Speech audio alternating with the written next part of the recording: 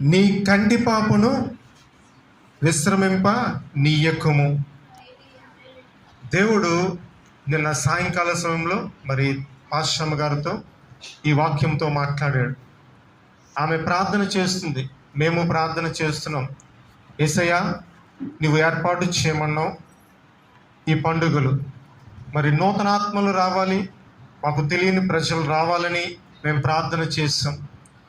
ప్రభా, నీవే సహాయం ఇచ్చే మిగిలిన 3 రోజులు, అంటే నిన్నటి దినాన్ని ప్రార్థన, మిగిలిన 3 రోజులు కూడా ప్రభా క్రొత్త ఆత్మలను మేము చూడాలని ప్రార్థన చేసినప్పుడు దేవుడి వాక్యంతో మాట్లాడాడు. ఏమని రాయబడి ఉంది అక్కడ? సియోను కుమారి ప్రాకారమా, నదీ ప్రవాహం వలె దివారాత్రము కన్నీరు పారనిమ్ము. ఎలాగట?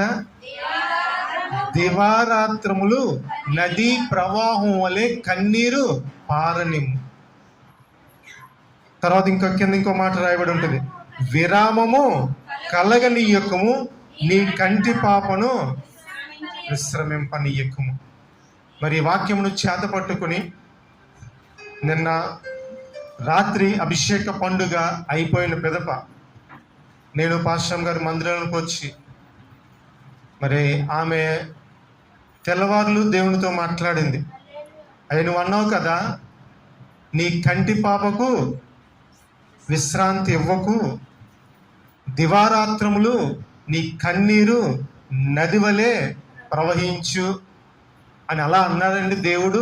నేను రాత్రి ఇక్కడే ఉంటానని నాకు ఎప్పుడు కోటం అయిపోయిందో చెప్పారు. అప్పుడు నేను పాశ్రమ గారు ఇక్కడికి వచ్చి రాత్రి దేవుని సన్నిధిలో గడిపాం. ఆ బిడ్డ ఎంతగానో ప్రార్థన చేసింది, ఎంతగానో దేవునితో గోచాడింది. దాని ఫలితమే ఈ రోజున కొన్ని నూతన ఆత్మలు వచ్చాయి. మన ప్రార్థనకు ఆయన జవాబు ఇస్తాడు. నువ్వు ప్రార్థన చేసినప్పుడు దేవుడు ఏదైతే తెలియపరిచాడో దాని ప్రకారము మనం ప్రార్థన చేస్తే దేవుడు తప్పకుండా జవాబునిస్తాడు. నేను సాయంకాలం నుండి ఈరోజు ఉదయం వరకు ఆమె ఉపవాసమే ఉన్నారు. ఈరోజు ఉదయం అంటున్నారన్నమాట, నిన్న చక్కగా దొండకాయ కూర చేశారండి, చేసేటప్పుడు గుమ్మగుమ్మలు చాలా రుచులు ఉన్నాయి, కానీ దేవుడు తినొద్దనని నేను ఏం చేయను, తినడం మానేశాను అన్నారు. అలా అని చెప్పలేక ముందే చెప్తే నేను తీసి పక్కన పెడతాను కదా అన్నాడు. అలా అన్నారు అన్నమాట. తర్వాత చక్కగా చూడండి, దేవుడు చెప్పిన మాటను మనం పాటిస్తే మన అభిరుచులు, మన అభిప్రాయాలు పక్కన పెడితే